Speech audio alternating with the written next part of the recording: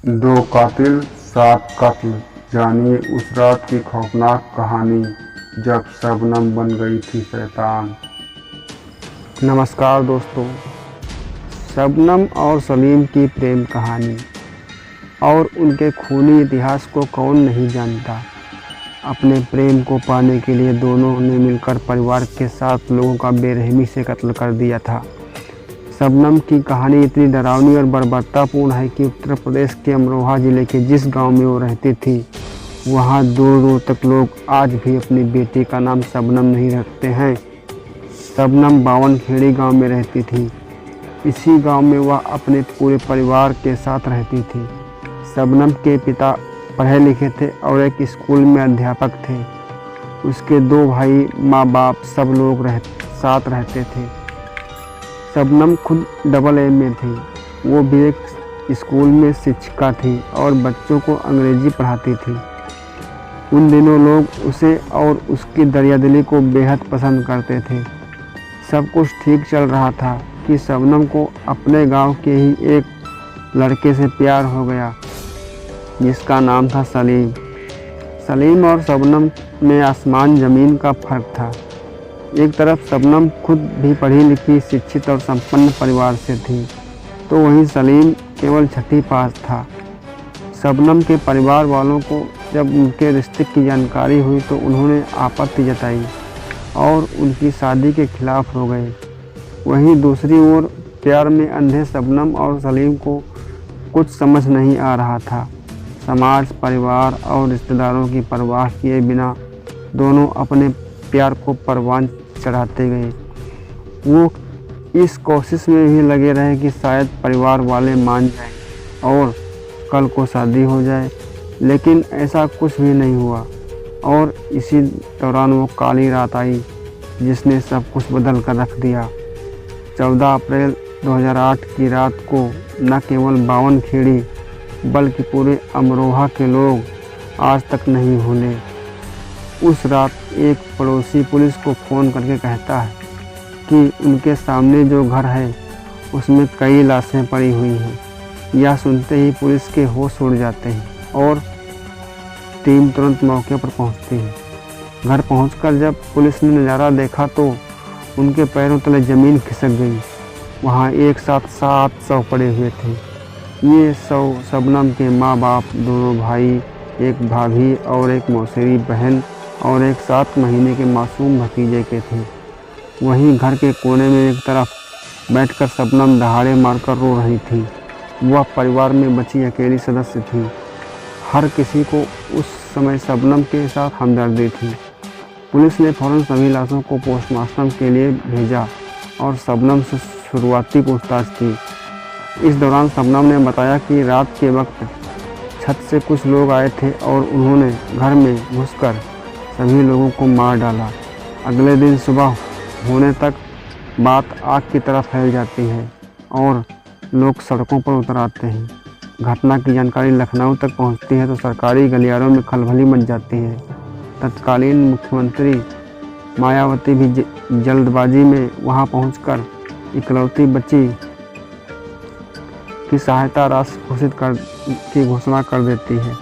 इधर पुलिस पूरे घर का मुआयना कर जांच कर रही थी कि 1-2 दिन बाद पोस्टमार्टम रिपोर्ट आ गई। इस रिपोर्ट के बाद पुलिस का पूरा नज़रिया ही बदल गया। रिपोर्ट में लिखा था कि जब सभी को कुल्हाड़ी से मौत के घाट उतारा जा रहा था तो किसी ने कोई विरोध नहीं किया था। इसके साथ ही परिवार के सभी सदस्यों को जहर भी दिया गया था। यह जानकर पुलिस कुछ पल के लिए सन्न रह गई। उनका तर्क था कि कोई अपराधी अगर हत्या करने के लिए आया है तो अपने साथ जहर लेकर क्यों आएगा। जहर तो धोखे से दिया जाता है। इन्हीं सब उधेड़बुन के बीच शक की सुई शबनम की ओर घूमती है और पुलिस उसके द्वारा बताई गई शुरुआती कहानी पर नए सिरे से जांच शुरू करती है। पुलिस को जांच में पता चलता है कि घर के मुख्य दरवाजे से किसी का प्रवेश नहीं हुआ था।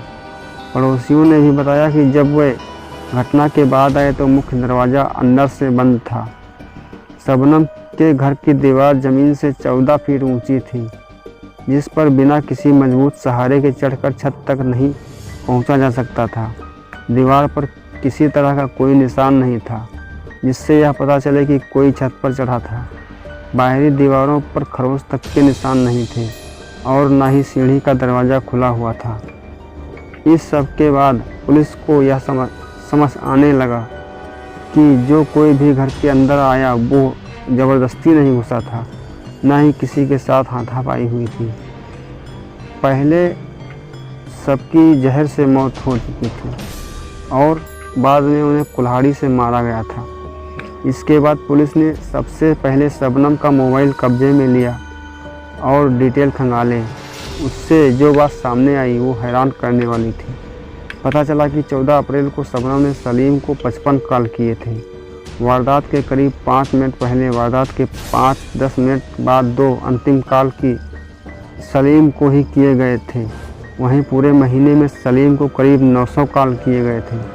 इससे यह स्पष्ट हो गया कि शबनम लगातार सलीम के संपर्क में थी। पुलिस सीधे सलीम को गिरफ्तार करती है और उससे पूछताछ करती है।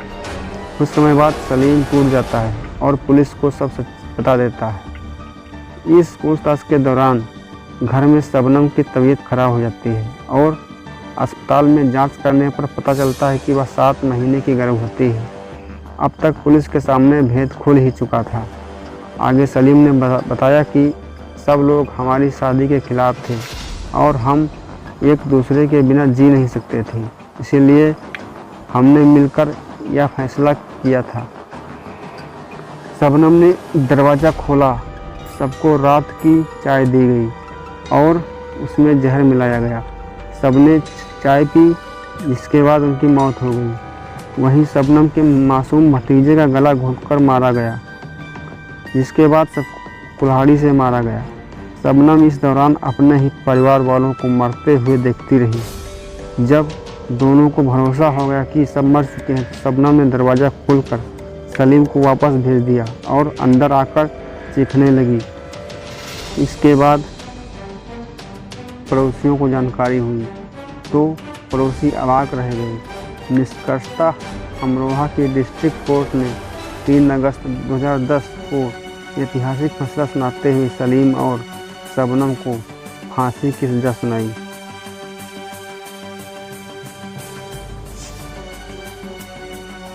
अगर आज की क्राइम स्टोरी आप सभी को पसंद आई हो तो हमारे चैनल को सब्सक्राइब करें। जय हिंद।